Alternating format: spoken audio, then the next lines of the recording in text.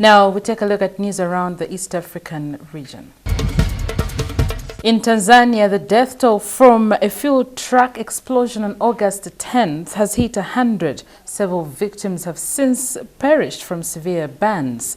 Aminiel Algeisha, a spokesman for the National Hospital in Dar es Salaam, told reporters 2 people died Tuesday during the day and another at night, bringing the total number of the dead to 100.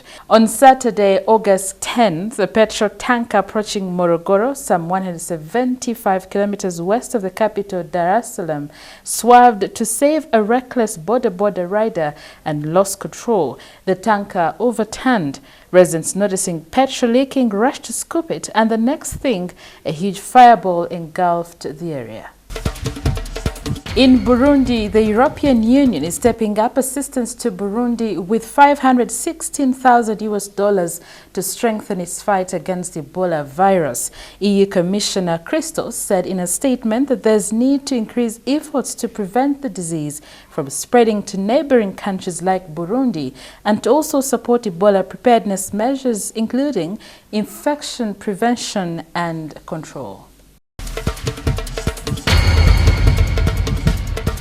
In news around the world, from Sudan took further steps in its transition towards civilian rule on Wednesday with the swearing in of a new sovereign council and prime minister. A government is expected to be formed within a week, after which the new institutions can tackle the daunting task of rescuing a failing economy and ending 3 different internal armed conflicts. Abdallah Hamdok took the oath as transitional prime minister moments after flying in from Ethiopia, where he spent years working as a senior economist for the United Nations. Hours earlier, the 11 members of a civilian majority sovereign council were also sworn in, marking the first time that Sudan was not under full military rule since Omar al-Bashir came to power in a 1989 coup. News from Malawi. President Peter Mutharika ordered the country's security forces to crack down on protesters planning to shut down airports and border crossings as part of new post-election demonstrations.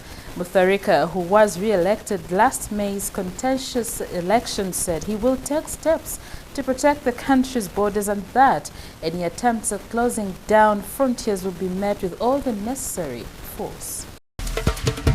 In Thailand, a Kenyan man was stopped at Bangkok's airport for allegedly trying to smuggle more than 60 packets of cocaine in his stomach.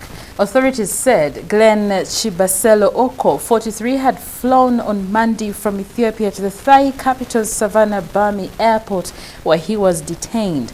An X-ray showed dozens of oblong items in his stomach, which are filled with cocaine, according to photos provided by the Office of the Narcotics Control Board.